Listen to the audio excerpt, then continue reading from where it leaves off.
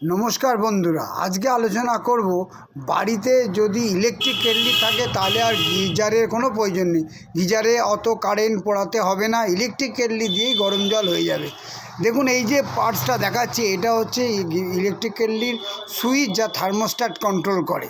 এটা ছোট্ট জিনিস অথচ কত গুরুত্বপূর্ণ থার্মোস্ট্যাট। এটা হচ্ছে কন্ট্রোলার, কানেক্টার, এটা হচ্ছে বেস কানেক্টার।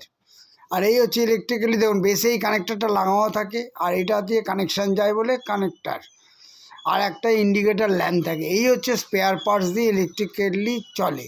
ইলেকট্রিক কেটলিতে জল দিলে খুব তাড়াতাড়ি গরম হয়ে যায় এবং সেই গরম জলটা মিশিয়ে চান করতে পারবেন।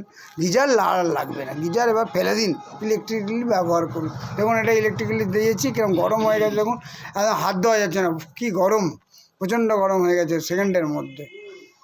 এখানেই ভিডিওটা শেষ করছি। আপনারা ভালো থাকবেন, সুস্থ থাকবেন।